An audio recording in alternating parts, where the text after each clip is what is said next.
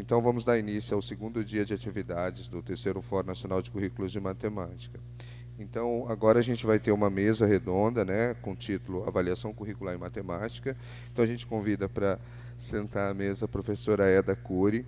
Professora Eda Cury, ela é professora da Universidade Cruzeiro do Sul, pesquisadora do Observatório de Educação da Universidade, professora do Programa de Pós-Graduação em Ensino de Ciências da Universidade Cruzeiro do Sul, licenciada em Matemática, mestre e doutora em Educação Matemática pela PUC São Paulo. Então, bem-vinda, professora.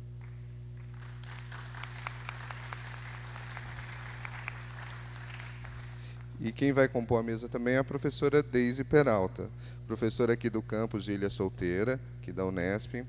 A professora Deise, ela é do Departamento de Matemática, é licenciada em Matemática pela Unesp de São José do Rio Preto, mestre em Psicologia da Aprendizagem pela Unesp de Bauru e doutora em Educação para a Ciência pela Unesp de Bauru. Então, bem-vinda, professora.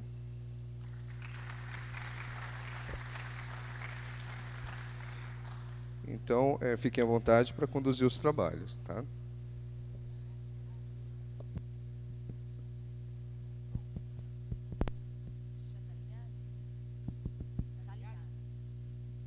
Então, bom dia a todos. Nós vamos dar início, então, aos trabalhos dessa mesa redonda, né? Eu quero agradecer, em primeiro lugar, ao convite da comissão organizadora. É um prazer estar aqui em Ilha Solteira, neste evento que está discutindo currículos de matemática. Eu trabalho na Universidade Cruzeiro do Sul e alguns dados que eu vou apresentar são de pesquisas que eu tenho realizado com um grupo de pesquisa no âmbito do projeto Observatório da Educação, que é um projeto financiado pela CAPES e que envolve professores da rede pública, mestrandos e doutorandos e alunos da graduação em pedagogia. Esse projeto é centrado em professores dos anos iniciais do ensino fundamental. Então, os dados que eu apresento são de reflexões e de pesquisa com relação às avaliações de 5º ano do ensino fundamental. A avaliação que eu vou focar, pensando, né, no currículo avaliado, é a avaliação do SAEB, né, e o foco maior é a Prova Brasil. Mas, no decorrer da fala, nós vamos esclarecendo esses pontos. Então, eu vou começar, né, pensando um pouco o que eu entendo por currículo, com base aí em vários autores, né? Então, palavra de origem latina e polissêmica, dependendo do autor, é o significado que ela tem, né? Se a gente for levar ao pé da letra, o significado de currículo é percurso, carreira, curso ou ato de correr, né? E essa palavra, ela tem uma abrangência não somente no ato de correr, mas também no modo e na forma de fazê-lo, a pé, de carro, a cavalo, etc. Também o local, né, diferencia essa corrida, então numa estrada, numa pista, numa rua, e o que ocorre no curso ou no percurso efetuado. Essa analogia, para mim, é bastante interessante com o significado da palavra currículo no âmbito da escola, né? Autores nacionais, como Moreira e Candal, né, relacionam a palavra currículo a conteúdos a serem ensinados e aprendidos, a planos pedagógicos elaborados por professores e escolas, a avaliação influenciando nos conteúdos e nos procedimentos, a objetivos a serem alcançados por meio do processo de ensino e a experiências de aprendizagens escolares. Então, dá para perceber, né, que o currículo, como a gente entende hoje, não é mais aquela lista de pontos como a gente entendia antigamente, né? Sacristã, que eu me baseio muito quando discuto currículo, ele diz que o currículo é um meio pelo qual a escola se organiza, propõe seus caminhos e orientações para a prática. As funções que o currículo cumpre como expressão do projeto de cultura e socialização são realizadas por meio de seus conteúdos, do seu formato e das práticas que cria em torno de si, né? Enfim, as finalidades implícitas ou implícitas da instituição escolar, elas influenciam na socialização, na formação e na segregação ou na integração social do educando e permitem uma divisão ponderada entre as diferentes parcelas curriculares e as atividades metodológicas decorrentes aí dessas escolhas curriculares. Elas se refletem nos objetivos e nos componentes que orientam o currículo. A consciência que a gente tem sobre o currículo, as funções básicas da escola como instituição e as finalidades implícitas e implícitas, elas geram interesse pelos problemas relacionados com o currículo e dão origem a pesquisas relativas a esse tema, né? Sacristã propõe níveis de instâncias curriculares, de consecução dessas instâncias curriculares, né? E ele considera currículo prescrito, que é o currículo proposto oficialmente. Aqui no Brasil, em termos de currículo prescrito, nós não temos nenhum currículo obrigatório, né? Nós temos orientações curriculares que são em nível federal e em muitos estados e municípios também apresentam as suas orientações curriculares. Porém, em nenhum estado, em nenhum município e nem em termos de Brasil, essas orientações são obrigatórias de serem seguidas. No segundo nível, ele chama de currículo apresentado, que é o currículo que, na verdade, chega mais próximo da escola ou do professor, apresentado por livros didáticos ou por materiais curriculares, materiais pedagógicos, muitas vezes propostos pelas próprias secretarias de educação. Na outra instância, ele fala sobre o currículo moldado, que é o currículo que o professor determina, com base nas instâncias anteriores, no seu planejamento escolar, fazendo parte do projeto pedagógico da escola. A outra instância é o currículo praticado, ou seja, o currículo em ação. Aquele currículo que efetivamente acontece na sala de aula, que deveria ser decorrente das instâncias anteriores, mas que muitas vezes não tem nada a ver com aquilo que é proposto, com aquilo que é moldado pelo próprio professor.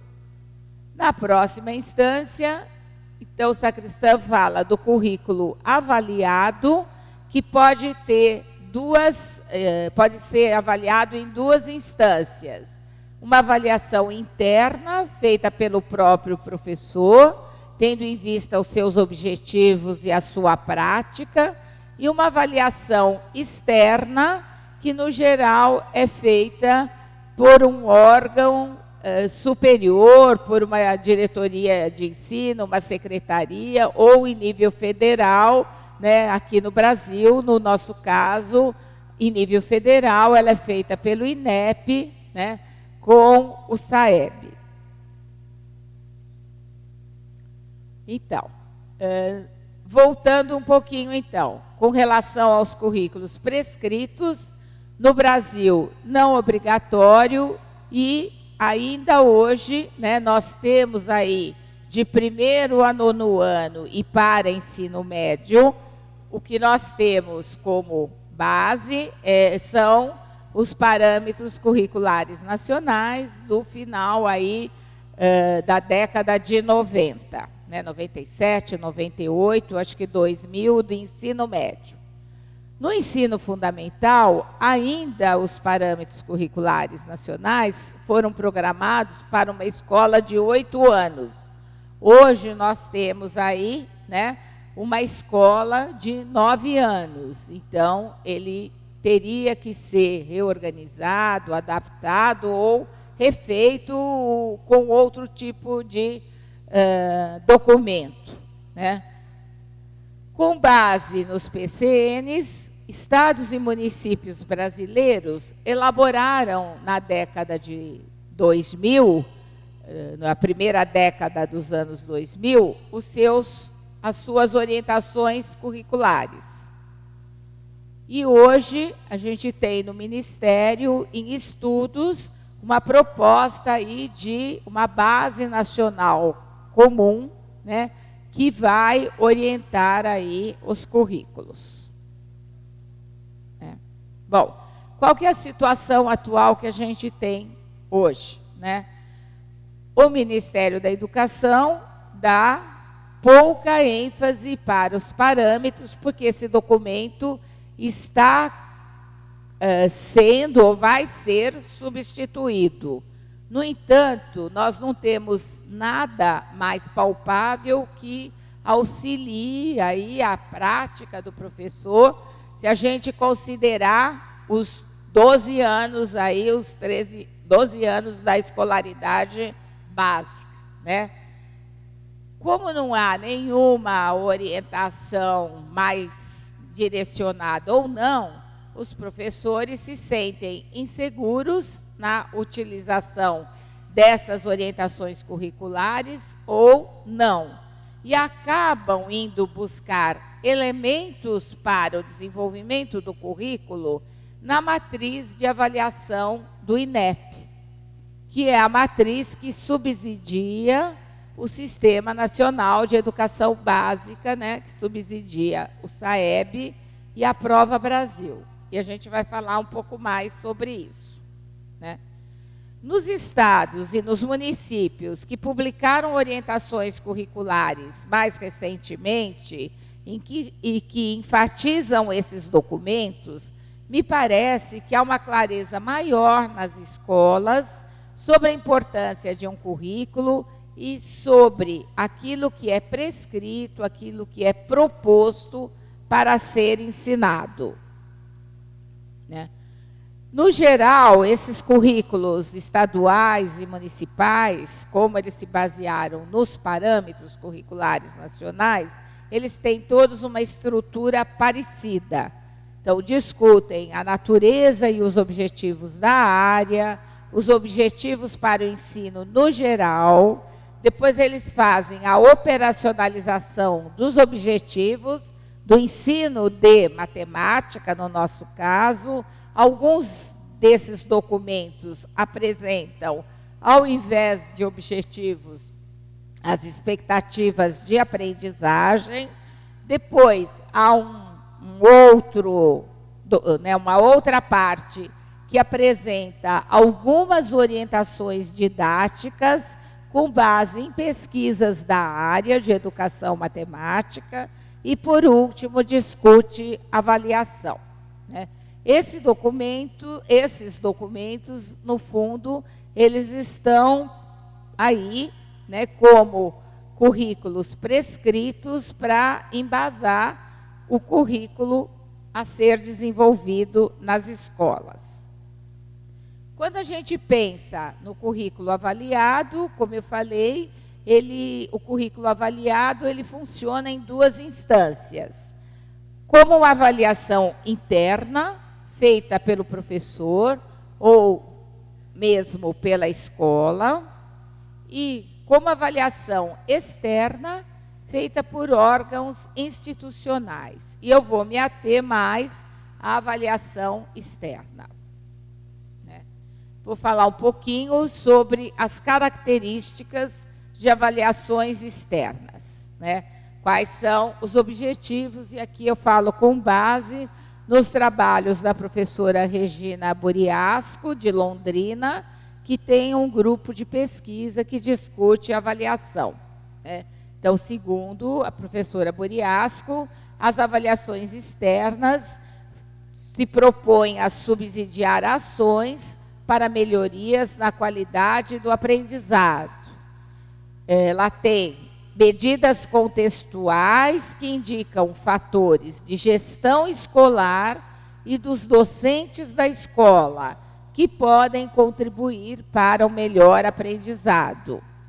Ela apresenta também procedimentos de aferição que informam aos professores dados quantitativos a respeito dos erros e dos acertos dos alunos na prova, né?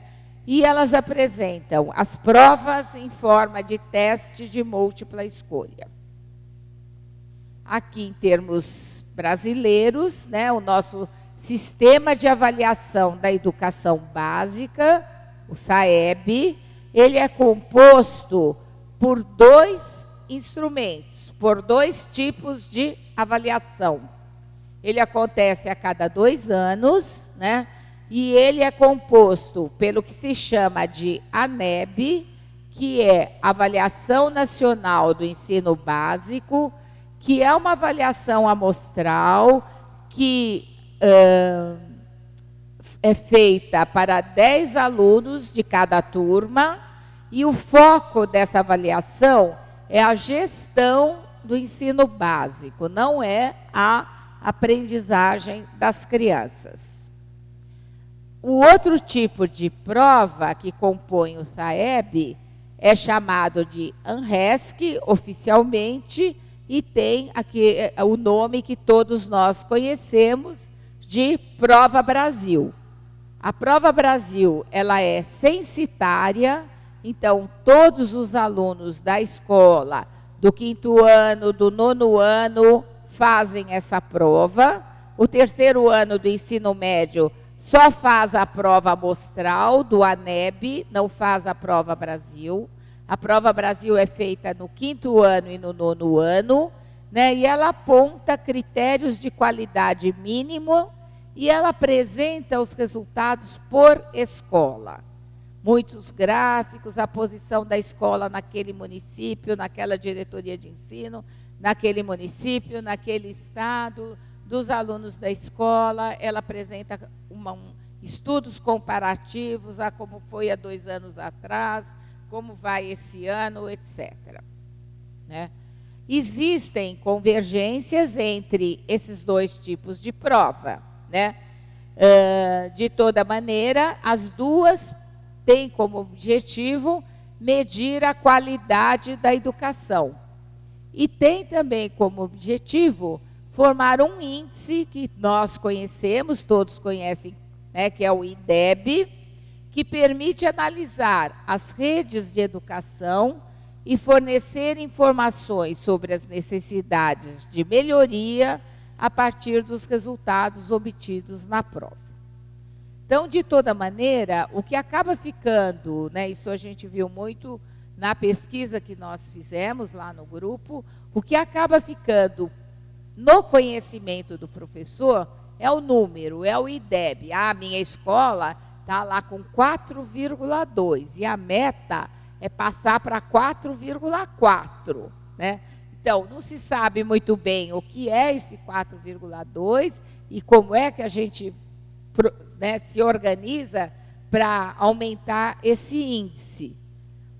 O restante das informações que essas provas oferecem, elas acabam ficando mais longe dos professores, de difícil acesso no geral, né?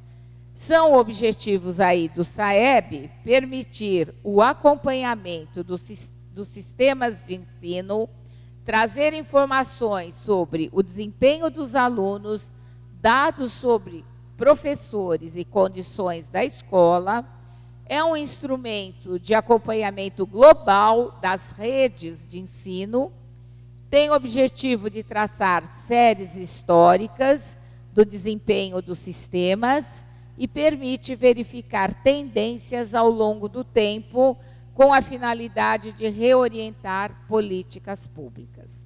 Então, é por isso que as questões da Prova Brasil, por exemplo, elas não são totalmente divulgadas. Algumas questões são públicas, porque como o SAEB avalia séries históricas, né, eles repetem algumas questões vários anos em seguida, para que os alunos façam a mesma questão e que, estatisticamente, se possa ver se houve ou não evolução aí dos alunos com relação a determinado conteúdo, a determinado tema. Bom, como é que é feita essa prova, né? A gente não chega um dia e diz, vamos fazer uma prova aí para avaliar as crianças e os jovens do Brasil todo. Ela tem que ter uma base. E essa base, que é nacional, chama-se Matriz de Referência de Avaliação. Eu vou falar um pouco sobre ela, né? Essa matriz de avaliação, ela é um recorte da matriz curricular. A nossa matriz de avaliação atual, ela é de 2001, ela tem uma primeira versão em 1999 e ela teve como base os parâmetros curriculares nacionais que tinham acabado de ser publicados. Em 97, 98, 99 saiu a matriz, já com base nos parâmetros. Em 2001 ela foi reorganizada, até porque já tinha tido aí uma vivência um pouquinho maior do documento curricular. Então, essa matriz de avaliação, ela é um recorte da matriz curricular e ela possibilita explorar um conjunto de ideias matemáticas relativas aos 4 temas propostos pelos parâmetros: números e operações, geometria, né, espaço e forma, grandezas e medidas e estatística. Para compor essa matriz, foram utilizados padrões de habilidades e competências que os alunos deveriam obter ao final dos ciclos em que eles são avaliados, segundo a organização dos parâmetros curriculares nacionais, né? Essa matriz aponta, no seu texto, a exploração de problemas em diferentes contextos, destacando que esses contextos devem envolver situações próximas do aluno, além do contexto matemático, né? Aqui acho que cortou um pouquinho. A matriz de matemática possui 2 dimensões. Ela tem foco nos objetos do conhecimento, e organizados nos 4 temas dos parâmetros, e ela tem um foco também em competências ou habilidades relativas aos objetos do conhecimento. Mas ela tem uma grande restrição, porque ela elenca competências ou habilidades que podem ser verificadas apenas por prova escrita em forma de teste. E aí ela já traz uma limitação curricular muito grande, porque não é possível avaliar, por exemplo, se o aluno faz cálculo mental, quando ele resolve um exercício, um teste que envolve lá uma operação matemática. Ou então, a construção de um gráfico ou a construção de uma figura geométrica. Isso não é possível de ser medido, porque a prova é em forma de teste. Então, eu consigo medir se o meu aluno sabe ler as informações de um gráfico, interpretar essas informações, mas eu não consigo avaliar se ele sabe construir o gráfico. Então, esse recorte da matriz de avaliação, ele é decorrente do tipo de prova que se realiza no país. A matriz, além de um texto teórico que explica um pouco as dimensões, os objetivos do documento e esses recortes possíveis de serem realizados, ela é composta de o que se chama descritores, que são os objetivos ou habilidades que se pretendem operacionalizar. Ou seja, a matriz descreve a habilidade que se pretende avaliar.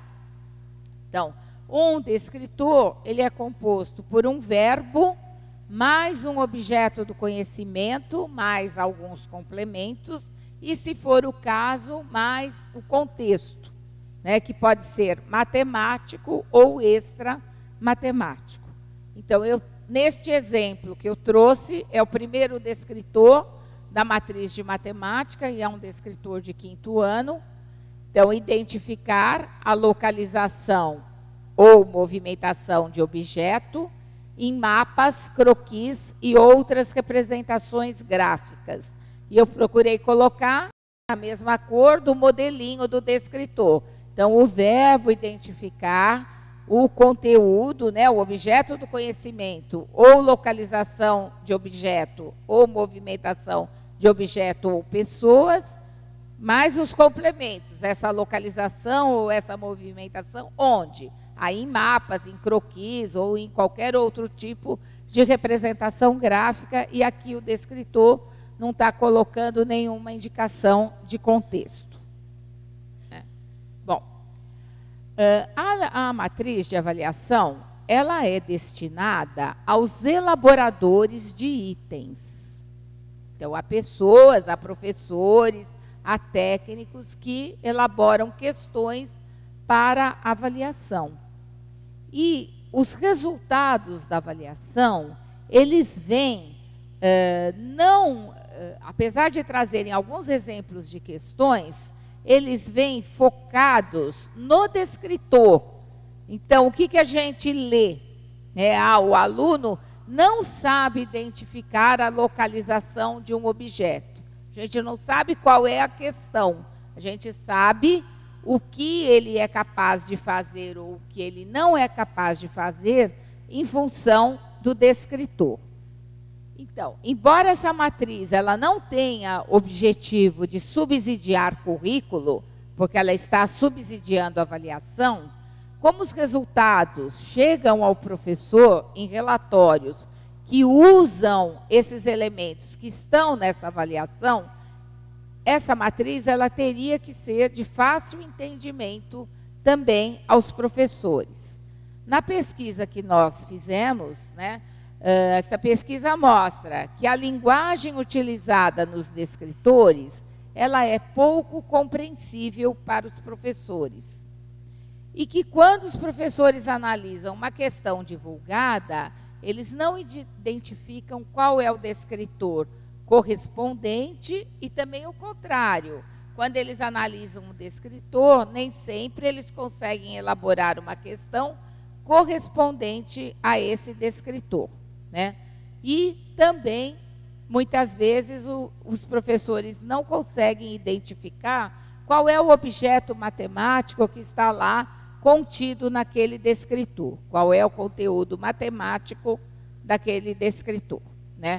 Então, trouxe aí um exemplo de uma questão que foi analisada numa pesquisa, lá na nossa pesquisa, com um grupo de professores de uma região do interior de São Paulo. A questão é, qual é o maior número que você pode escrever usando os algarismos 8, 9, 1, 5 e 7, sem repeti-los? E aí, as respostas do teste. O descritor que os professores que participaram da pesquisa indicaram foi aquele que é o D16, que diz reconhecer a composição e a decomposição de números em sua forma polinomial. Então, embora aqui esteja sendo feita uma composição de números a partir de algarismos dados, esse número não está na forma polinomial. O descritor adequado a essa questão e utilizado no SAEB é o que eles chamam de D13, reconhecer e utilizar as características do sistema de numeração decimal, tais como agrupamentos e trocas na base 10 e princípio do valor posicional. Então, percebam que nesse descritor D16, fala em composição e decomposição de números. Então, a uma primeira lida, ele poderia ser adequado a essa questão. No entanto, fala na composição ou decomposição na sua forma polinomial, ou seja, em forma de potência. Então, sei lá, 9 vezes 10 elevado à quinta, mais 1 vezes 10 elevado à quarta, e aí vai. Seria a decomposição na forma polinomial, coisa que normalmente é até feito muito pouco na escola. E o outro descritor, ele é mais genérico, ele discute características do sistema de numeração decimal, agrupamentos, trocas, e princípio do valor posicional, e acaba englobando essa questão. Ainda na pesquisa, nós pedimos para os professores identificarem se seus alunos teriam facilidade ou dificuldade nessa questão e quais eram as facilidades e as dificuldades e que comentassem essa questão. Então, como facilidade foi apontada a composição ou a formação de números a partir dos algarismos dados, e como dificuldade, a leitura do número que viriam a formar, porque os números são maiores que os de unidade de milhar. O que ficou, assim, pareceu a nós, ao ler os depoimentos dos professores, que parece que eles não se sentiam responsáveis sobre essas aprendizagens, porque eles diziam que no 5º ano os alunos já deveriam saber sobre isso e que bastava fazer uma revisão, sem se preocupar com uma ampliação, uma sistematização ou aprofundamento do tema que seria importante nessa etapa da escolarização. Numa outra pesquisa, nós apresentamos a lista de descritores e alguns critérios e pedimos para os professores colocarem os descritores em relação a esses critérios. Então, os critérios eram descritores mais difíceis em termos de aprendizagem do aluno, que despertam maior interesse por parte dos alunos, que seus alunos têm maior aproveitamento, mais difíceis do ponto de vista matemática e considerado inadequado para o 5º ano. E aqui o bloco de descritores é referente a grandezas e medidas. Então, resolver problemas significativos usando unidades de medida padronizadas, como quilômetro, metro, centímetro, milímetro, quilograma, grama, miligrama, litro e mililitro, e os professores consideraram difíceis em termos de aprendizagem dos alunos, ou seja, que aqueles alunos demoravam para aprender ou tinham dificuldades para aprender essas unidades de medida e essas transformações de unidades de medida. Maior interesse ou maior aproveitamento, isso eles categorizaram junto. O descritor 10, que é de estabelecer trocas entre cédulas e moedas do sistema monetário brasileiro em função dos seus valores. E mais difíceis do ponto de vista matemático e inadequado para o 5º ano, os cálculos de perímetro em figuras planas desenhadas em malhas quadriculadas. Bom, com relação às questões, o documento fala que as questões ou itens são usadas para avaliar as habilidades previstas nos descritores da matriz de referência de avaliação. Fazem parte de um banco de itens grande, para que a cada 2 anos esses itens sejam organizados em conjuntos de provas, alguns itens são divulgados e outros não. Então, mais um exemplo aí de item, né? Então, o descritor reconhecer e utilizar características do sistema de numeração decimal, tais como agrupamentos e trocas na base 10 e o princípio do valor posicional.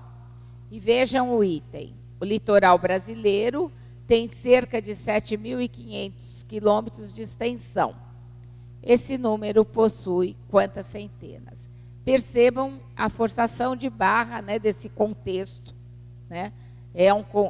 Eles tentaram contextualizar, né, uma questão que envolve aí o sistema de numeração decimal e que, no fundo, quer saber quantas centenas tem o número 7.500, né?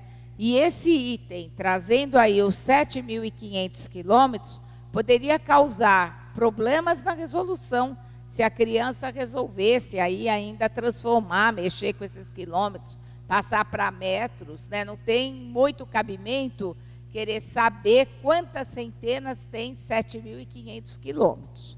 É um item bem esquisito, embora o conteúdo matemático seja aí um conteúdo trabalhado nesse nível de escolaridade.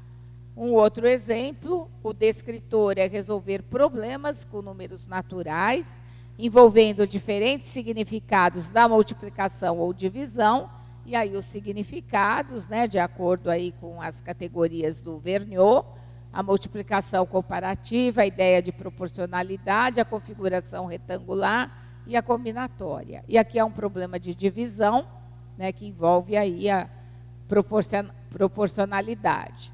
Um caderno tem 64 folhas e desejo dividi-lo igualmente em 4 partes.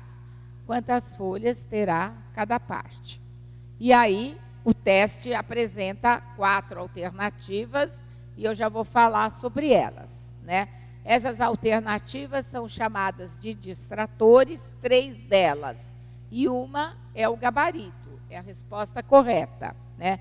Os distratores são opções de respostas que não estão corretas em cada item, que dão informações para análise dos níveis de proficiência dos alunos, que devem procurar caracterizar os erros mais comuns que o aluno pode cometer, que fornecem informações de qual foi o erro cometido e que revelam aí o percentual de indicações de cada distrator que vai apontar para os erros mais comuns nos vários níveis de proficiência.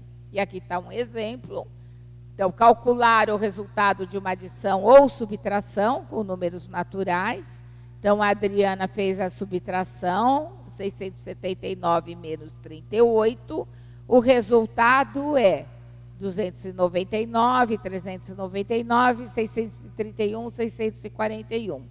Né? Dá para perceber aqui, pelos números aí colocados nas respostas, né, que há um erro.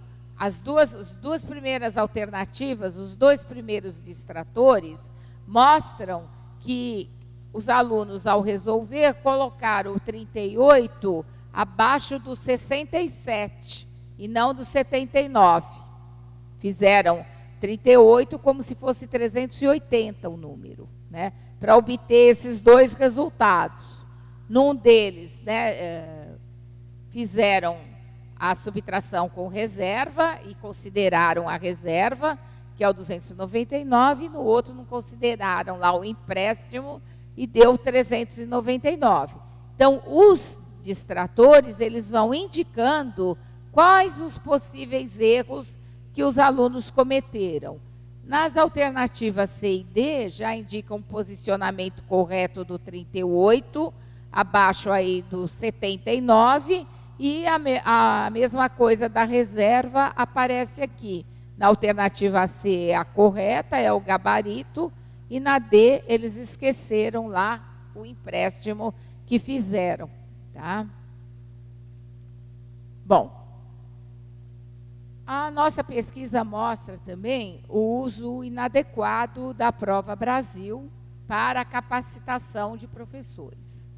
Muitas secretarias municipais, por esse Brasil afora, e estaduais também, realizam capacitações em torno da Prova Brasil, e nessas capacitações são apresentadas as questões divulgadas, mas não são discutidos quais os erros que as crianças cometem, quais as ligações com o descritor, que tipos de conteúdo o aluno precisava dominar para resolver tal questão. A orientação é replicar essas questões com os alunos, né, e verificar quais são os problemas para melhorar os índices de aprendizagem. E em nenhum momento as questões são discutidas, eu já falei isso, em função do descritor estabelecido, dos conteúdos abordados e dos possíveis erros. Elas servem como modelo, e a concepção de treino é de treino em que os alunos são orientados a resolver aquele tipo de questão, o que certamente não contribui para o avanço das aprendizagens. No fundo, o objetivo é treinar a escola para melhorar os índices do IDEB, né? A nossa pesquisa mostra ainda que os professores possuem muitas dificuldades para compreender as questões da Prova Brasil, que há poucas oportunidades de refletir sobre essa prova. E a gente aponta algumas causas possíveis, né?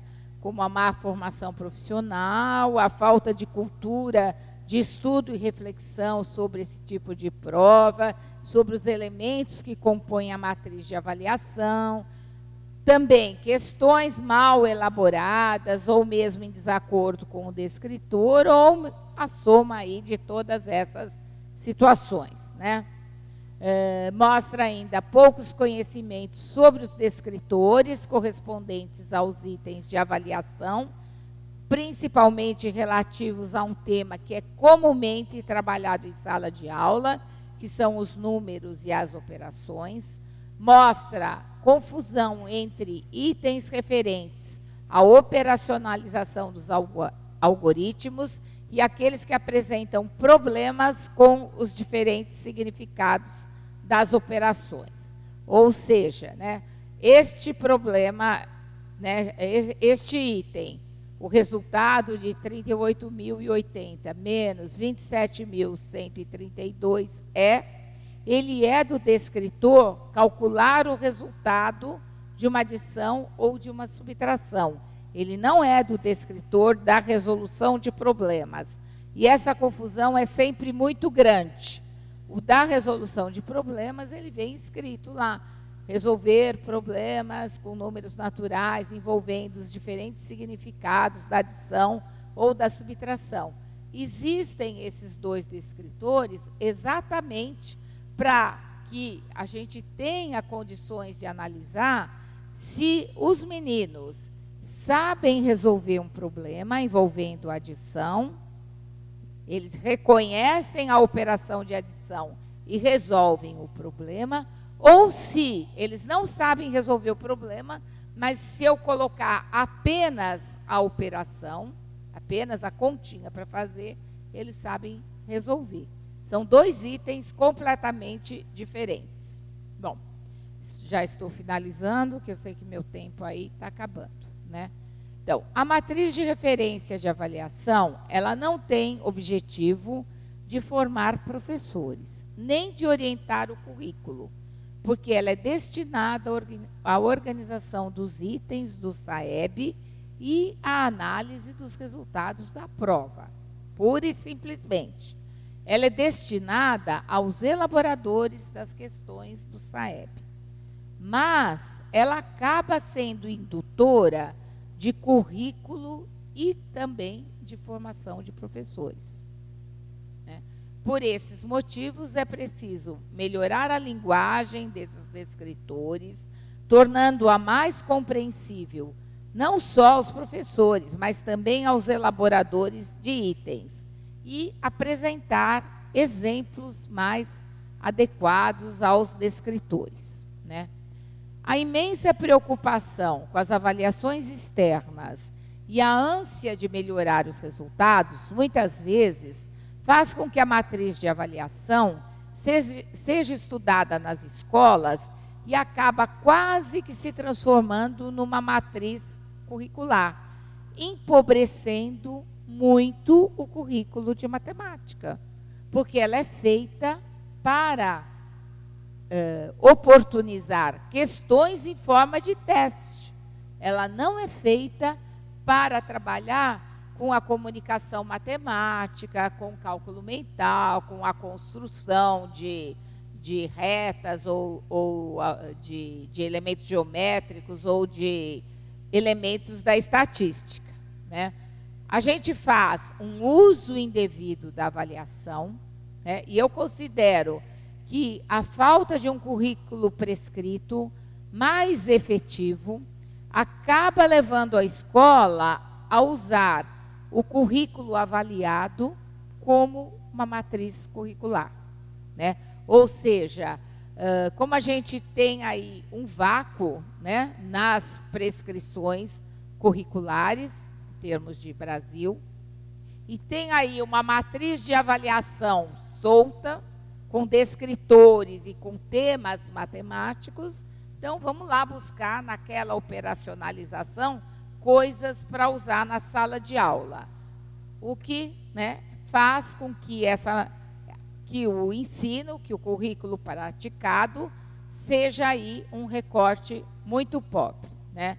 A gente considera aí urgente uma posição do Ministério em relação ao currículo prescrito, aí a base nacional comum, né, para que a situação não se inverta e o currículo avaliado se transforme quase que oficialmente numa matriz curricular. A grande consequência dessa inversão é o empobrecimento do currículo de matemática, sem possibilidade de aprendizagens de temas que não podem ser avaliados por meio de um teste. Acho que era isso, e eu vou deixar aí um convite para vocês, o ano que vem, curtirem a cidade de São Paulo, que o nosso Enem, o próximo Enem, será realizado de 14 a 17 de julho, em São Paulo, no campus Anália Franco, da Universidade Cruzeiro do Sul, e aqui é uma foto do campus, onde será realizado todo o encontro. Nós esperamos aí uns 3.000 professores brasileiros, né, para participar desse evento. Muito obrigada, então, e eu espero vocês em São Paulo.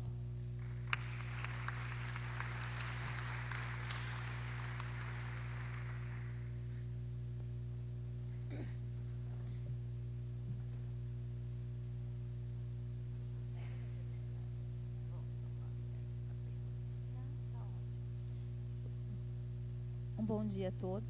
Tá ligado? Tá ligado? Vocês estão me ouvindo bem? Eu acho que ele abaixou um pouquinho. Acho que agora tá bom, né? Porque também se ficar muito alto, eu tenho uma voz um pouquinho estridente, fica meio irritante, assim. Um bom dia. Logo após aqui a apresentação, a professora que foi assim super riquíssima, né? Super didática em relação a muitos dos conceitos que eu gostaria que a gente conseguisse levantar uma discussão. Então, a minha fala é no sentido assim, de levantar alguns questionamentos que, ao final, eu e a professora temos uma proposta de abrir a plateia e que a gente conseguisse conversar algumas coisas sobre a avaliação e currículo, avaliação curricular e tudo mais. Tá?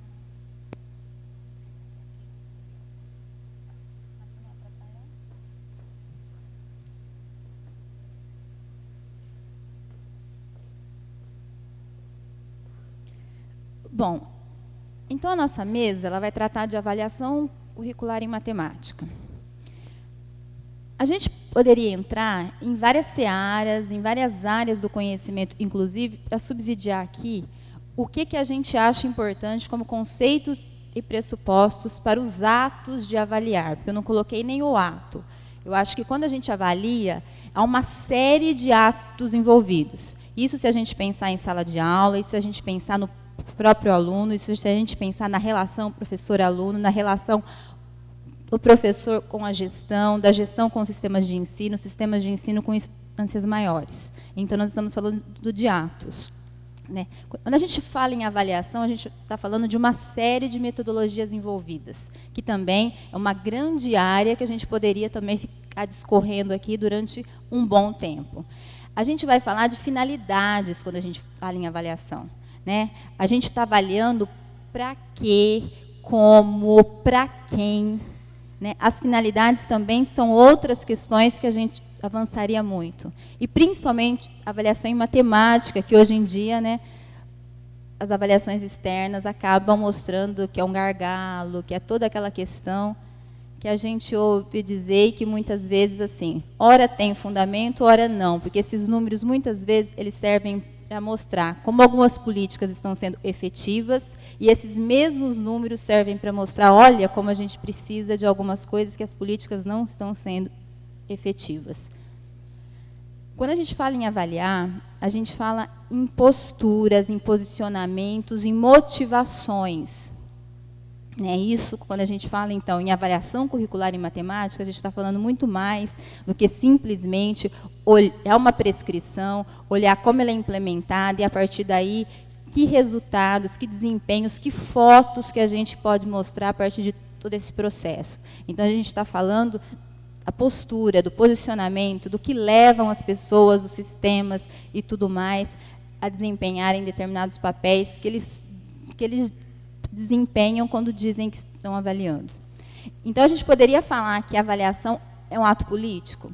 Isso é uma abertura que eu gostaria. Quando a gente fala, então, de avaliação curricular em matemática, a gente precisa, então, fazer algumas demarcações e, então, necessariamente, a gente precisaria de tomar algumas posturas, tomar algumas decisões e nos mostrarmos, né?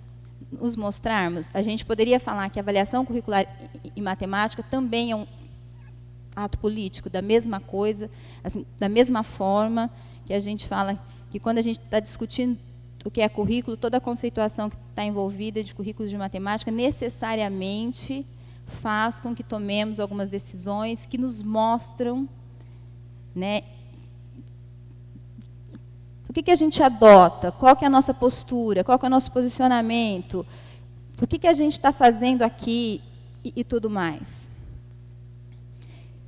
Então, quando a gente pega em avaliação educacional, a gente pode começar a falar de avaliação de desempenho, de avaliação de aprendizagem, de avaliação de sistemas, de avaliação de currículos. Isso tudo também a gente poderia ficar aqui discorrendo, e há N conceitos para tudo isso, há N referências e há vieses em que a gente consegue explicar todas essas coisas. Então, a gente poderia, a partir de tudo isso, então, falar que a avaliação a gente pode entender como sendo de uma prática curricular, que a gente não desvincularia, então, que talvez a gente não desvinculasse. Quando a gente pensa um currículo, que é uma determinada leitura que a gente faz de um mundo, então, quando a gente fala de um currículo em matemática, é uma forma como a gente entende, então, que a matemática se relaciona com o mundo, e com o mundo falando em termos educacionais. Então, a gente também tem um tipo de avaliação que seria coerente. Então, a gente não desvincularia. Quando a gente pensa, quando a gente se debruça sobre um currículo de matemática, necessariamente as práticas, tudo aquilo que a gente entende como um ato de avaliar, não pode seguir separado disso. Então, será que a gente pode entender a avaliação como uma prática curricular? Isso é alguma coisa que eu acho que a gente poderia, de alguma forma, também conversar. Aí eu trouxe aqui um exemplo, que é para casar com o exemplo da professora Eda, só que eu trouxe o currículo do Estado de São Paulo, né? Porque, de alguma forma, são algumas questões que a gente se debruçou enquanto fazia o doutorado. Então, a gente tem lá um currículo que, na forma como foi divulgado, isso daqui são as próprias palavras que a secretaria usa, é um currículo que é referido a competências, que é um currículo que tem como prioridade a competência leitora e escrita, é um currículo que articula as competências para aprender, é um currículo contextualizado no mundo do trabalho e que tem o foco em orientações para a gestão do currículo na escola e a gestão da aprendizagem na sala de aula. Bom, da onde que surge, então, o currículo do Estado de São Paulo? Começou com a proposta em 2008, e aí depois acabou tendo uma sistematização maior em 2010. A gente vem de um histórico, né, de iniciativas governamentais que alegam a necessidade de melhorar o desempenho dos alunos nas escolas. Isso eu acho que é a tendência que é mundial, ficar se debruçando sobre essas coisas sempre. A gente tem a elaboração de parâmetros e propostas de unificação de currículo, que elas, né, que de alguma forma elas expressam orientações aos professores sobre estratégias de ensino e de avaliação. Lembrando sempre que são propostas, que são parâmetros, e que necessariamente oferecem, e que deveriam oferecer, né, acho que subsídios, porém, estados e municípios sempre teriam autonomia de fazer as suas próprias propostas. Essa sempre, quando a gente vê, de alguma forma, os parâmetros curriculares, quando a gente vê outras diretrizes, elas sempre chegam como propostas, como parâmetros, que necessariamente deveriam ser implementadas com autonomia para estados e municípios, né? Acho que a proposta a proposta era que estados e municípios fizessem as suas próprias. E no currículo do Estado de São Paulo, então, esta discussão recai sobre a incidência dos conceitos de competência e habilidade na avaliação de desempenho. E o que a gente acaba traduzindo isso, acho que não nós, mas os próprios professores, né? Que acaba, lá em última instância, se transformam em metas em termos de desempenhos esperados ao final de ciclos. Aí, aqui, eu trouxe uma série de slides, só para, assim, que vão ficar um pouquinho exaustivos, mas a intenção é essa mesmo, só para mostrar para vocês o quanto se debruça em cima quando se tem uma proposta dessa, né? O quanto de elementos são precisos e, assim, um monte de subsídio que uma proposta dessa traz para a implementação de um currículo. É muita gente, são muitos conceitos, muitas tendências que são elaboradas. E, no caso do currículo de matemática no Estado de São Paulo, chega para o professor como situações de aprendizagem, que acabam sendo trabalhadas em sala de aula, que objetivam o quê? O cumprimento de metas em termos de desempenhos, e esses desempenhos precisam ser, de alguma forma, aferidos em termos de competências e habilidades. Aqui, eu estou fazendo quase que uma tradução de como que isso, a partir de algumas pesquisas que a gente realizou, como que isso é visto na visão dos professores. Que aqui eu estou falando como se eu estivesse ecoando a voz de professores de matemática que vivenciaram a implantação do currículo do Estado de São Paulo. Aqui eu estou trazendo quase que uma visão, como que esses professores enxergam, como que eles vivenciaram um processo de implantação curricular e um contexto de avaliação em larga escala dentro desse processo de implantação curricular. Porque são dois processos que eles passam, são processos integrados, que muitas vezes eles não enxergam como integrados, talvez eles até enxerguem, eles oscilem assim, oscilam no pensamento, ou pelo menos na forma de relatar, né, porque o que nós temos aqui são alguns relatos, de como os professores enxergam isso. Alguns como forma complementar, né, que fazem até isso, como a professora Eda falou, pegam as matrizes de referência interna e interpretam como matrizes de diretrizes curriculares. Outras vezes não, como processos separados mesmo. Eles têm que dar conta de um currículo e têm que dar conta do SARESP, por exemplo. Então, aqui no Estado de São Paulo, nós temos as matrizes de referência para avaliação, que seria o SARESP.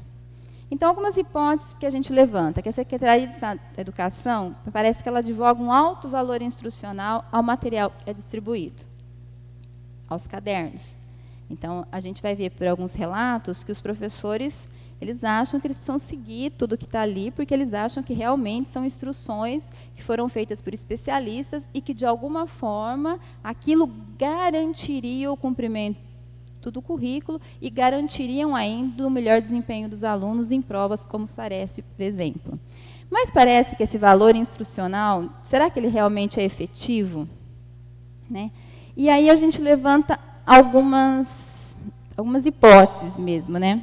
Que a gente acaba trabalhando à luz de uma teoria, que é a teoria da ação comunicativa, que fala que muitas vezes essas ações de implantação de currículo não são efetivas devido ao formato de comunicação que ela tem com os professores. Com professores, com gestores. Aqui nós estamos falando de comunicação geral em contexto de implantação curricular. Será que os professores se sentem parte do currículo e das ações que são derivadas desse currículo quando a gente pensa em processo de implantação? Ah, mas os professores foram ouvidos, que nem a secretaria disse que houve uma consulta. Mas será que eles se sentem parte? Né? Ah, mas os professores são formados. Mas como que se dá essa formação? Ah, não, tem tantas horas, tem uma carga horária que o professor não quer e tudo mais. Né? Mas a gente vê que um histórico de implantação curricular, acho que pelo menos de 1930 para cá, a gente vê que a gente tem sempre o mesmo formato. Né? São especialistas, são pessoas do mais alto gabarito que acabam fazendo toda a documentação, toda a prescrição. Quando os professores olham, eles aprovam, os materiais são avaliados como bons. Né? Mas, de alguma forma, quando a gente vê essa questão do que é prescrito com o que realmente é executado em sala de aula, a gente vê que talvez aquilo que o Vicente falou ontem, que é uma subversão. Né? Mas por que se dá isso? Em algum momento, o professor reconhece que o material é bom, que as orientações são válidas, e a partir do momento que você vai olhar o que ele faz não reflete com aquilo. Né? Não é exatamente aquilo que ele falou que seria bom. Quando você pede para ele falar sobre, ele repete tudo que está nos documentos. Quando ele vai fazer, ele não faz aquilo que está lá. Parece que não há a correspondência entre o dizer e o fazer. Então, talvez, né, esse processo de implantação, isso se perde no que diz respeito ao professor se sentir parte disso. Por que eu falo sempre em professor, professor, professor? Porque eu acho que em sala de aula, o professor é sempre o agente, né, de alguma forma, aquilo. Acho que é aquele que é mais próximo, no caso da gente falar da efetividade de um currículo ou não. Então, assim, da onde que a gente tira? Porque eu chego aqui e falo, olha, essas ações de implantação de currículo parece que não se servem ao papel de tornar o professor parte desse processo de implantação. Tem um autor que, na verdade, assim, ele não se dedica à educação e muito menos à educação matemática. Sou eu que fui lá ver, fui atrás dele para tentar entender como se dá a comunicação entre as pessoas.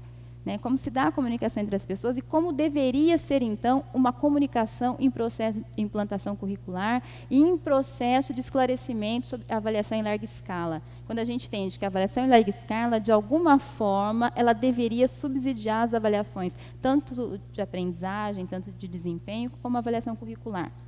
Né? Então, tem essa figura, o Habermas, que ele fala que, de alguma forma, a comunicação que se estabelece, ela, de alguma forma, analisa as relações em que as pessoas estão envolvidas.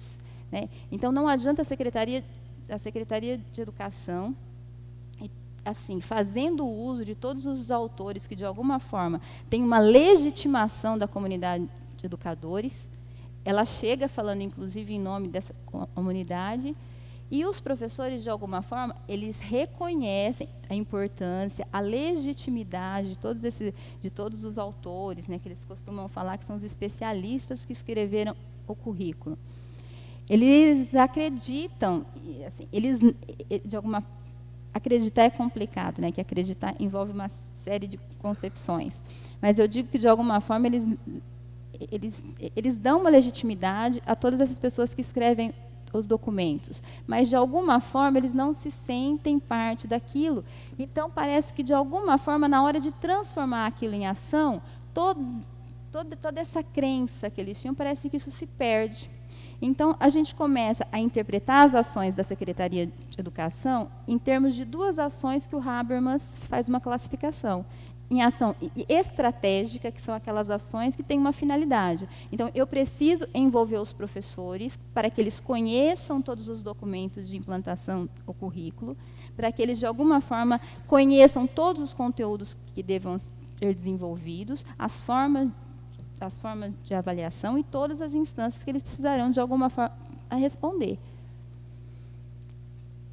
Então, isso a gente está falando de ação estratégica, né? Tem uma finalidade. A secretaria faz a formação, faz os cursos, faz a capacitação. Todo mundo, ao final, acaba tendo um discurso quase que modelado. Você pega um professor, ele sabe falar muito bem sobre aquilo, né? Mas a gente entende que, para ser realmente efetivo em termos de ações, em termos de incorporação do currículo, a postura, parece que uma ação mais do que estratégica seria necessária, que é aquilo que a gente entende como ação comunicativa, que é aquilo que realmente ele vai além de atingir uma meta, ele vai além de formar um professor para as prescrições que eu, enquanto secretaria, preciso que ele execute.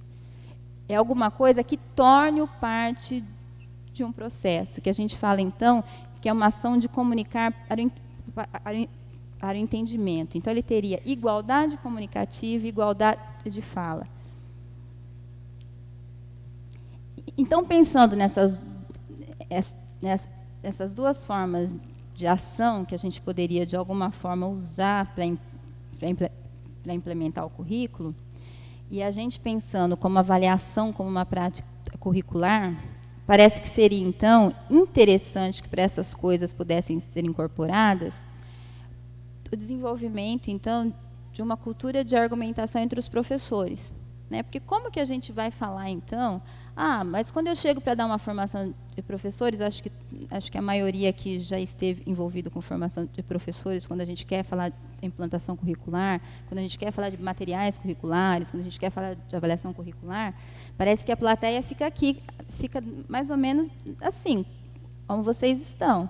Então, a gente chega, fala, mostra os materiais, fala como seriam as metodologias e tudo mais, e ninguém se manifesta, né?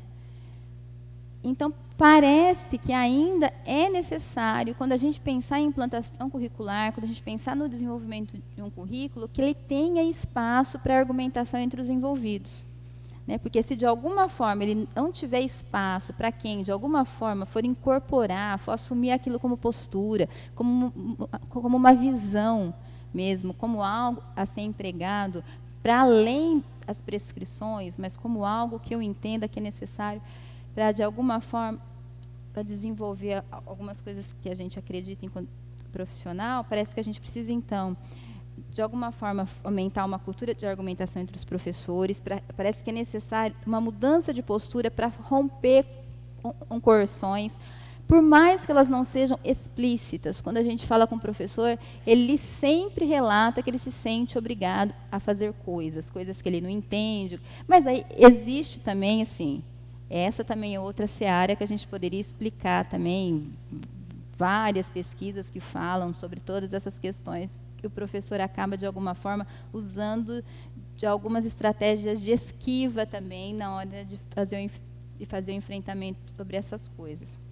Mas, partindo do pressuposto que a secretaria, de alguma forma, ou as pessoas que estão, de alguma forma, comprometidas também com essa questão de implantação curricular, eu acho que são demandas que precisam necessariamente serem, de alguma forma, né, consideradas quando a gente escreve uma proposta.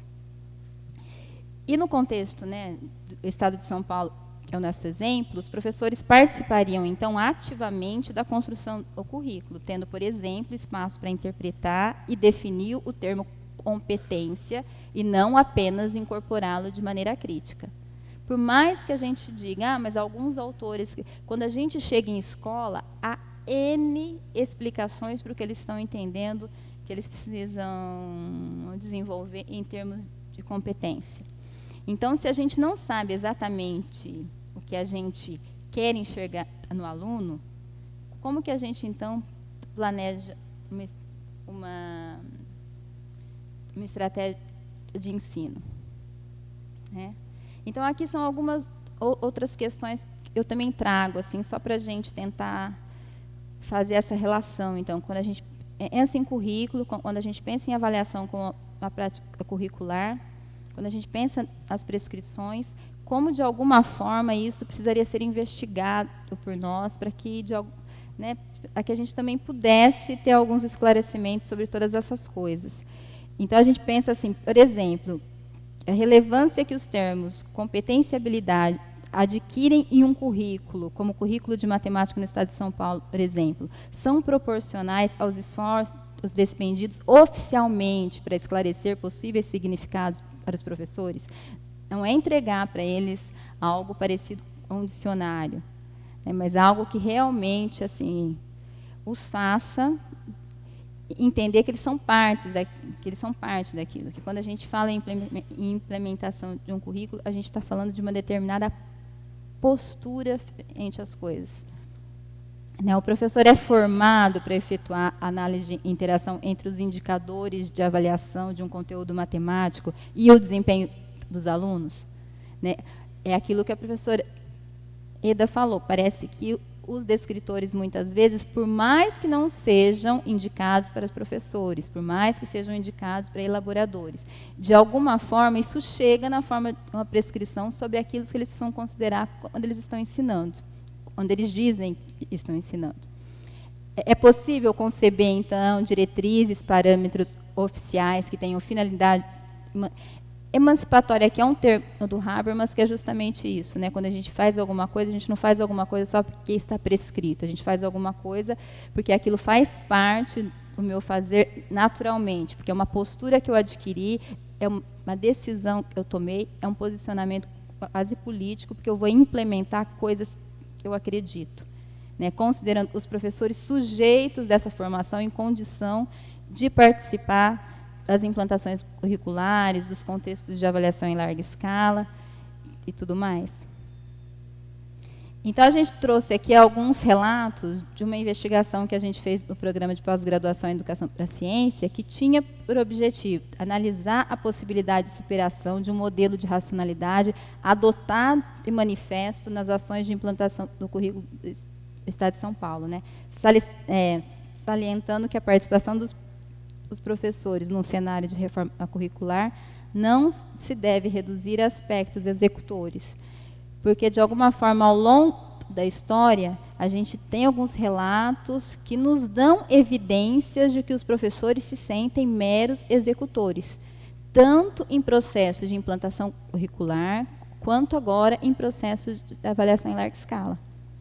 Isso é uma coisa muito séria, né? Porque já dizia o Zeichner, quando ele faz uma analogia, uma metáfora, sei lá, que ele fala que ninguém luta uma batalha que não é sua. Enquanto nós não incorporarmos efetivamente todos os sujeitos envolvidos, a gente corre o risco de precisar ficar com reforma, implantação de currículos, e a gente ainda continuar com a sensação de que nada é efetivo. Né? E assim, os professores, então, estabelecendo... Eu digo assim, o professor, porque é aquele que eu estou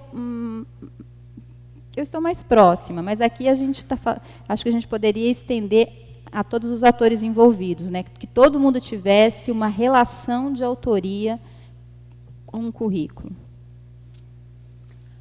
E aí a gente, assim, ao apresentar esses relatos, eu queria que a gente tivesse isso em mente, né? Se pode uma avaliação em larga escala ser a norteadora de um currículo? Porque é essa sensação que a gente fica muitas vezes quando a gente conversa com professores. Né? É claro que, assim, conversando com os diversos segmentos envolvidos, claro que eles vão ter N explicações para isso. Mas pensando que, em última instância, são os professores que estão os alunos, e é nas mãos deles que o currículo, de alguma forma, toma vida, então eu acho que é um dado a se considerar quando a gente pensa nessas coisas. Né? O que o professor faz enquanto ele vivencia um currículo? Então eu coloquei aqui Ana, Bia, Cris, só para não colocar a professora A, B e C, mas são nomes fictícios, né? Inclusive foram escolhidos por eles mesmos. Né? Aqui estão alguns relatos. Olha, a sorte é que essa escola, o PCOAP que nos atende, é muito bom. Ele vem fazer reuniões, ele fala o que temos que fazer, o que é norma agora, fala da legislação, ele nos trouxe arquivos dos cadernos, né? Porque senão saberíamos tanto quanto os alunos, os pais, o que a mídia noticiasse. Eles mandam o que devemos fazer e que no Saresp isso vai ser refletido. Mas temos que nos virar sozinhos para ensinar o aluno. Porque esse parece que é um drama, porque por mais que há cursos, por mais que há cadernos, por mais que há documentos, é na relação professor-aluno que eles sentem que está a responsabilidade de ensinar. Claramente que falta que a professora Ana e a vários professores o entendimento que essa relação de ensino é algo muito mais complexo que simplesmente o reduzir na situação de interação em sala de aula. Mas é um dado que devemos levar em consideração, porque é assim que um professor talvez se sinta, né? E ninguém ensina como fazer uma competência, não, como ensinar uma competência, se é que competência se ensina. Eu fico em dúvida com quem está escrito lá, né, sobre ser uma competência, sempre isso vai dar uma discussão no HTPC.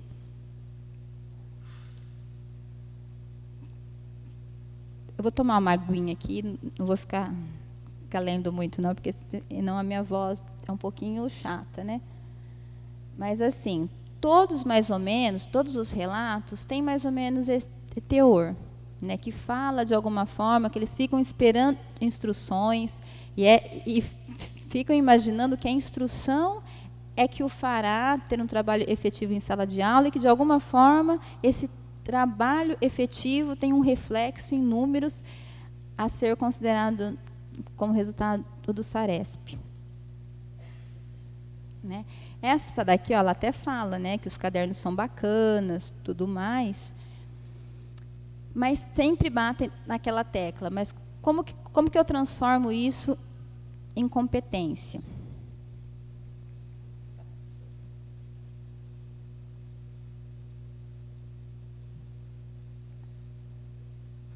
Ó, essa daqui eu acho que ela traz uma coisa que é legal também, ó, que ela acha que seria interessante ela receber um aluno a qualquer época do ano, seja de onde ele viesse, né, estaria na mesma fase. Ó, e esse daqui também, ele fala de competência, ele fala que há sempre discussão com o PCOP. Isso também traz um dado interessante, ó.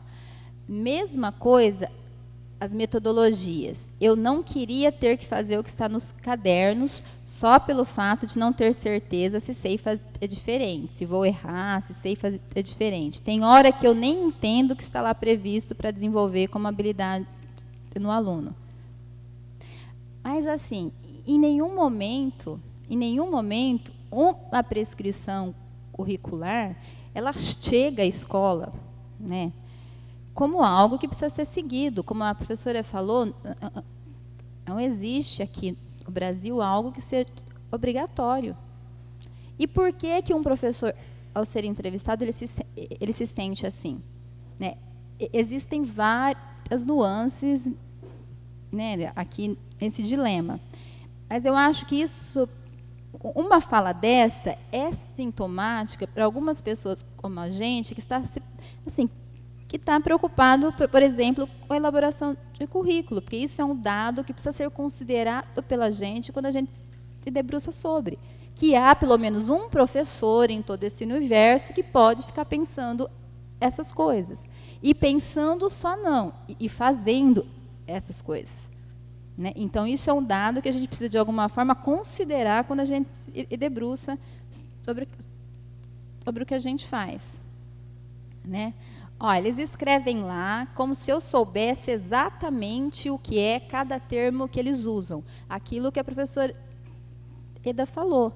Né? Parece que os professores não entendem a linguagem que, de alguma forma, é empregada nas prescrições.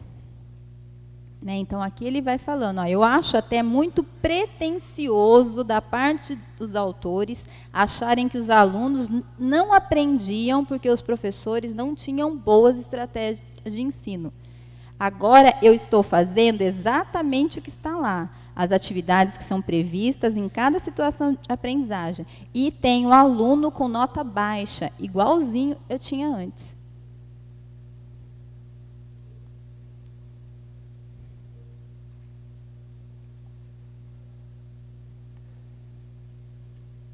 Vou passando aqui, porque não é muita coisa, né?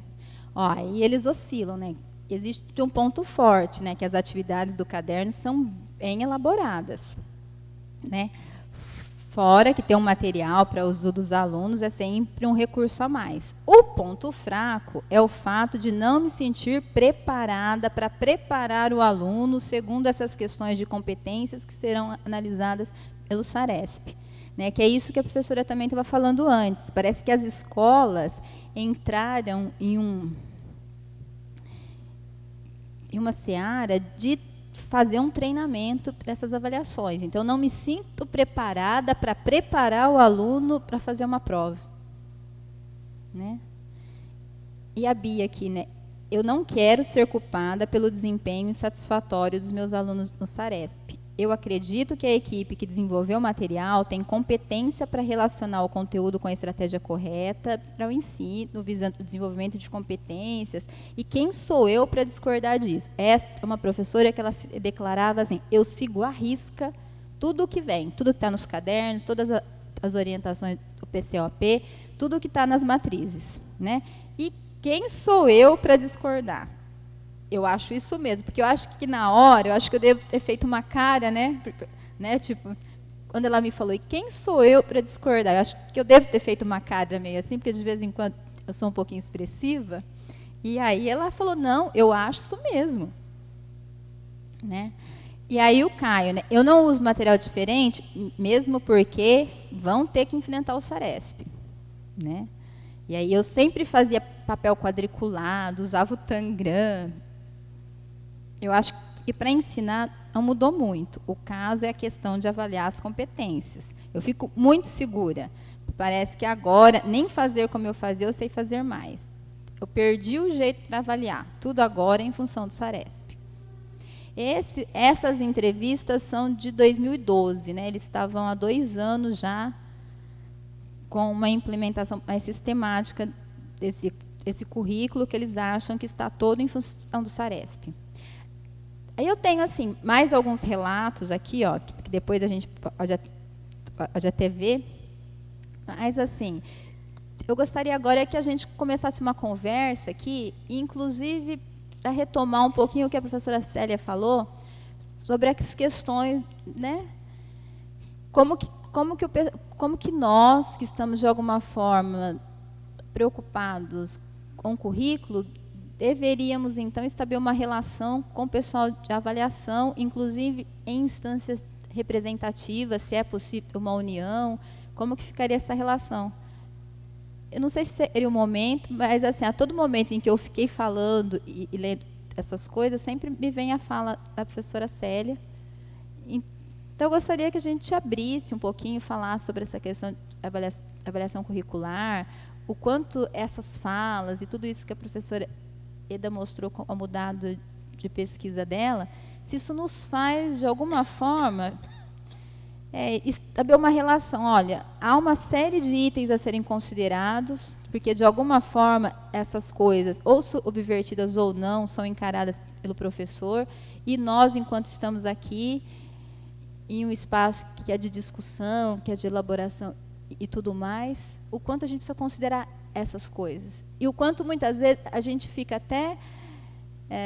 a gente não se reconhece na fala do professor. Né? O quanto a gente pensava coisas e trabalhamos para, quando chega nas mãos do professor, ele faz uma interpretação dessa. Né? Então, eu gostaria, professora Eda, quer complementar alguma coisa? Quer fazer um chamado? Acho que nós podemos abrir ao público. Acho que nós podíamos abrir para questões do público que estamos aí acho que com 10 minutinhos para terminar a mesa, né, para poder conversar um pouquinho.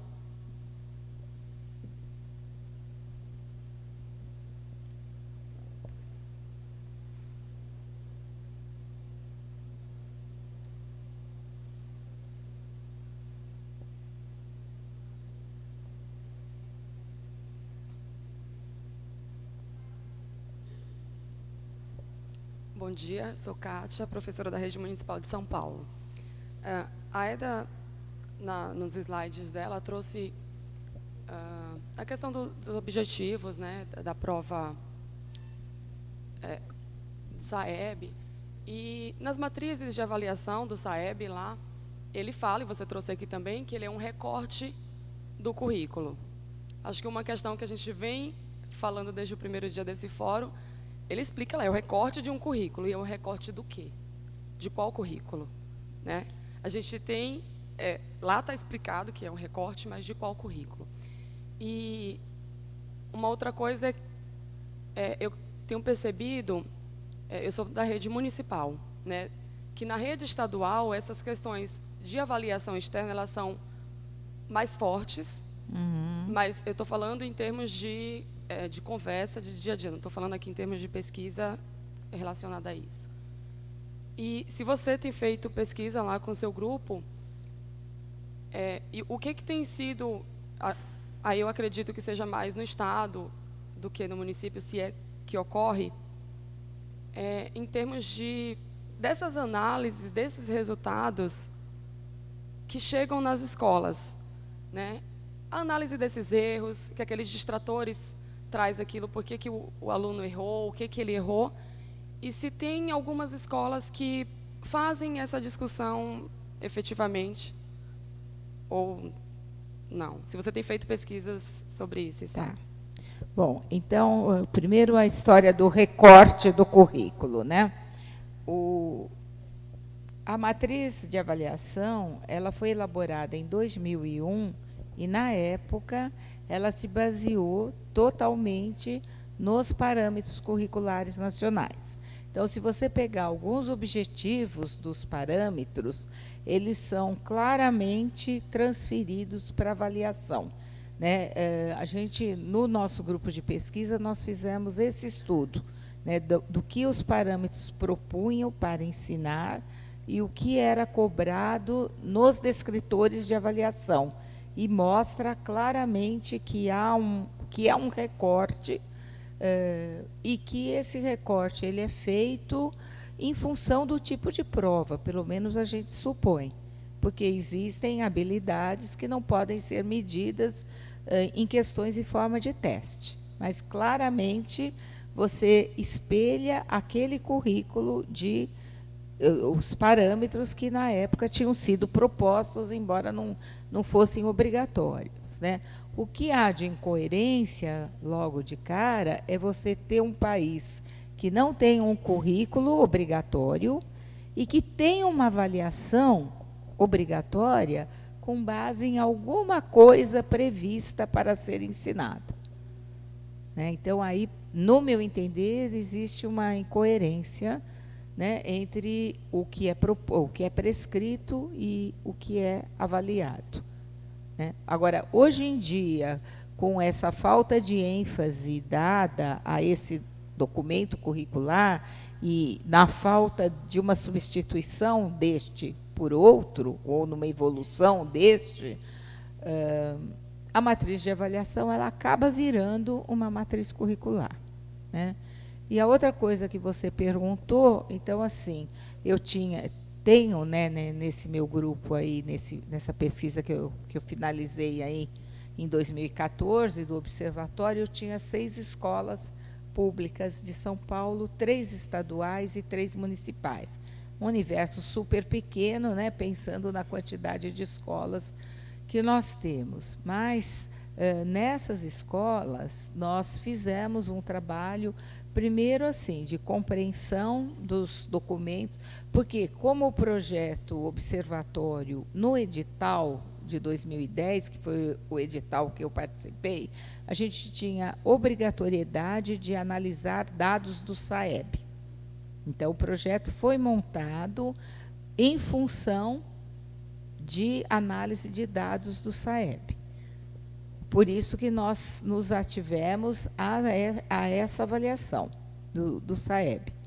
Então, as escolas analisaram os documentos, né, a matriz de referência, e dali a gente começou a perceber que precisava de muito mais fundamentação, inclusive teórica, antes de chegar nas questões, porque nós tínhamos muita ansiedade, todos os professores e nós também, de chegar nas análises das questões. Será que é aquilo mesmo que está dando na estatística, ou será que quando é feito na escola, com o professor, esse resultado se modifica?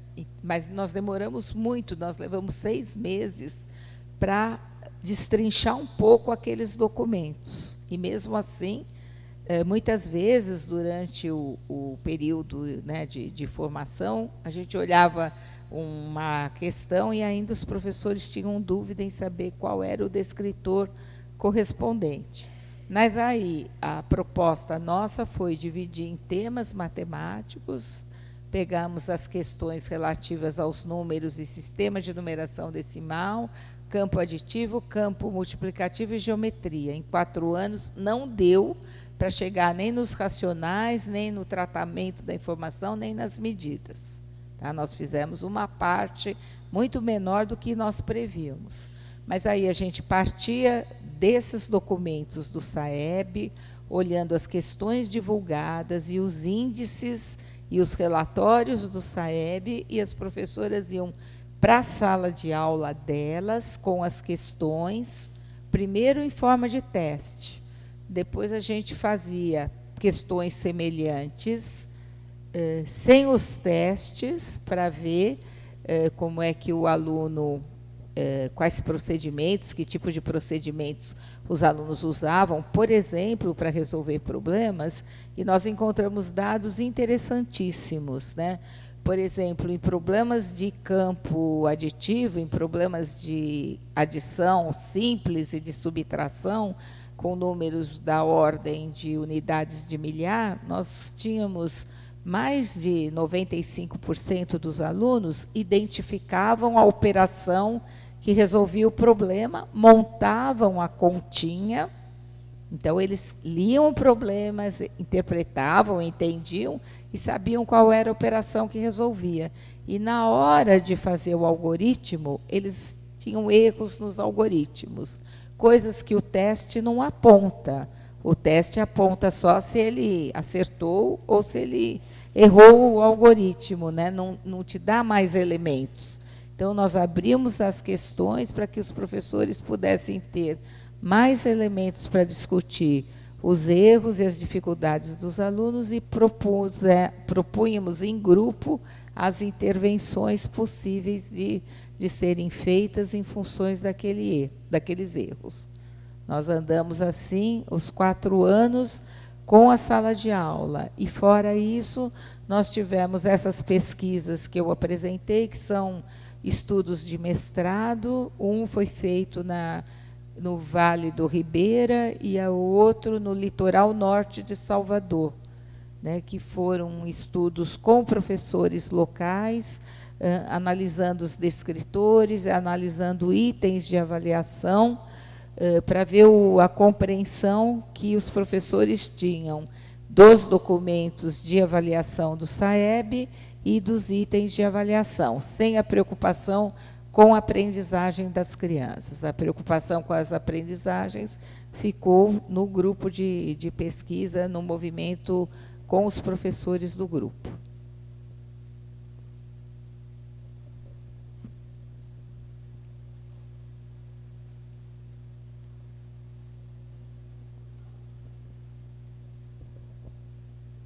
Bom dia, meu nome é Anderson, sou professor da rede municipal lá de Campo Grande, Mato Grosso do Sul.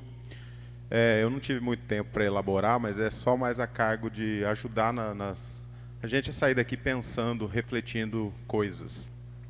Eu não me causa estranheza os sistemas municipais e estaduais pegarem o currículo avaliativo e trabalhar em sala de aula. Porque o nosso sistema governamental ele faz isso. As verbas das escolas, né, as verbas municipais, estaduais, começam a gerir em cima do IDEB. Então, essa prática de, bom, o que vai cair na prova? É isso, então é isso que eu vou ensinar, não me causa estranheza. Eu acho que nós tínhamos que começar a entender melhor essas relações de poder que o Estado, né, o Estado-nação faz com que as escolas tenham determinadas práticas. Porque a prática lá do professor é essa mesmo. Eu tenho que ensinar isso porque vai cair na prova. Isso vai até o Enem. O Enem também começa a modelar o currículo do ensino médio. E eu sempre gosto de destacar também o seguinte: essas discussões elas não existem nas escolas particulares. Nesse determinado momento aqui, o aluno da escola particular, lá do Colégio Nota 10, Alexander Fleming, eles não estão preocupados com o currículo. Eles estão preocupados em ensinar o aluno a passar no vestibular para ter as melhores vagas nas universidades. Então, até que ponto a gente também não fica tentando, sei lá, ser muito politicamente correto nas escolas públicas em virtude de algumas discussões curriculares?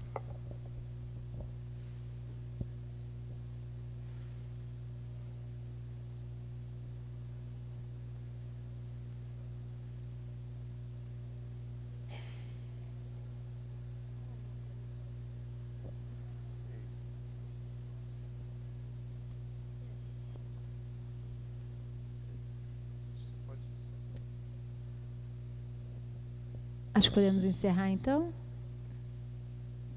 Se ninguém tiver nenhum questionamento, então a gente encerra agradecendo muito, né, em meu nome, em nome da professora, pela atenção de todos. Muito obrigada.